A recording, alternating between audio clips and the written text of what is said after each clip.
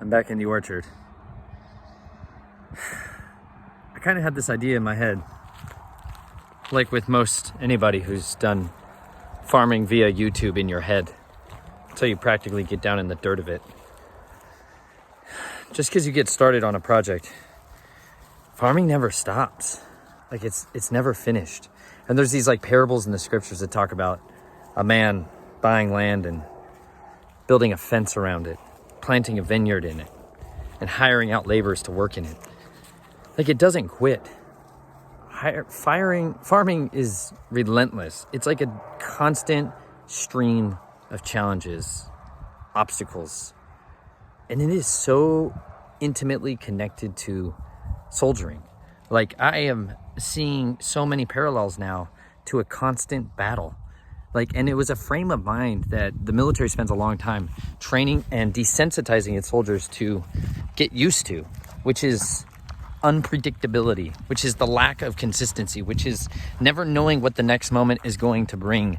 And today's task, 3 days ago, 7 days before that, has been this orchard.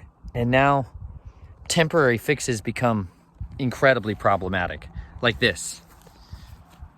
The dogs got in here and began to chew the base of the trees where I'd poured blood of the chickens after we'd slaughtered them to try to give the trees the nutrient boost they needed. So I put these temporary tree guards around it so that the beautiful little puppies wouldn't chew the trees. Well then, plastic is obviously not an actual tree guard for a dog, especially teething puppies like toddlers. So instead, I've had to go back and try to rebuild fences all around each and every one of these. So then you try to go get supplies. Anybody tried to get supplies lately? So then that takes you to 3, 4, 5 stores. And I live rural, That's a big commitment anytime I got to go get stuff. And it's a whole chunk of your day. And then the next day begins and you've got that whole other laundry list of projects that you couldn't get to. And this orchard is a constant place of perseverance. That's what farming is. I got shards of metal, like shrapnel style, in my chest while driving T-posts. It was super buried in my chest, like 2/3 of an inch inside my flesh from a T-post. Ridiculous. It's moderately hazardous being a farmer. I've got a gnarly bad finger cut here. Stitch worthy, but I ain't got time for stitches, man. I got work to do. These dogs are getting out constantly. So I got to build other fencing down at the other end of there because they want to be out with the sheep. It's never ending. It's very destabilizing, but I really like it because I suddenly got an observational lesson that I couldn't learn any other way. Check this out. That's a dog peeing. And anytime this pee and this poop rich mulch right here, which came from the bedding of our sheep that we had inside the barn, notice where the grass ring is around this tree. Do you see that? Do you see that? That is because this mulch right here. This mulch, and underneath it is a coconut mat, which the dogs have just begun to devour because that's where the blood got trapped.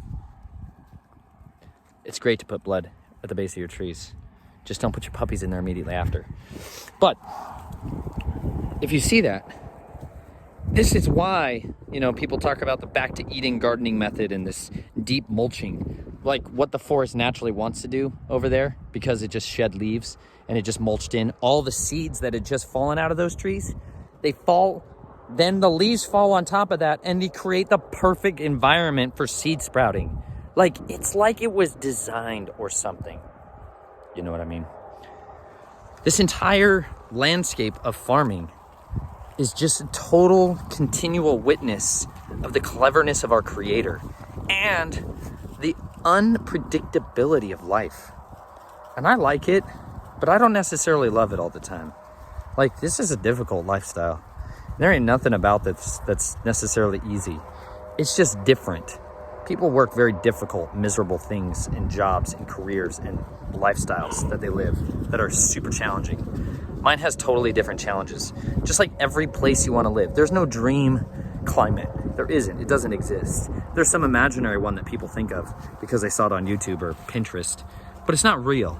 Every place has its challenges, and it's a good place when you can live there and persevere amidst those challenges.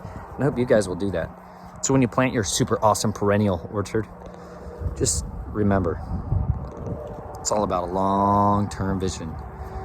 I keep working and laboring in this vineyard and then in this orchard for the children. Seriously.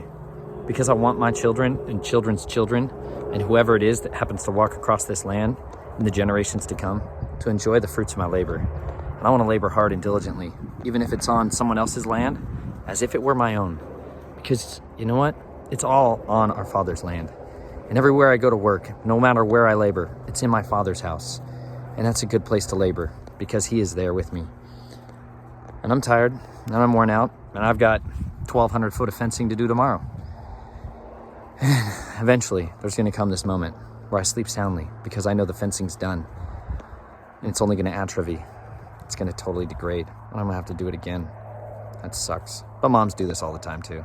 It's like every single day they got to do laundry just to know somebody got dirty clothes right up on their flesh at the moment. Like my wife is constantly sewing my clothes because I'm constantly blowing them out. Like I rip my clothes every day. Like I don't know if I've gone a day of working that I haven't destroyed some aspect of my garments. My wife has a never-ending list of atrophying things, like the dishes. Dadgummit. We haven't had a dishwasher for many years. Well, we have been the dishwashers for many years. But just the relentlessness of cooking and cleaning and tidying. My wife lives a constant life of perseverance. She's a champion. I love her so much. I'm genuinely beyond overwhelmingly grateful to have a wife who lives at home and helps raise my family with me. That's the great reward. And I'm glad I get to do it near them because this life is hard. And it's nice that I can go back home and dig chunks of metal out of my flesh with my daughter Naomi holding a flashlight to help me. That's nice. It's good to refresh and recharge yourself back at home base. And it's a great place to learn the lessons of our Creator that happen out in the fields. So go labor in the fields and persevere.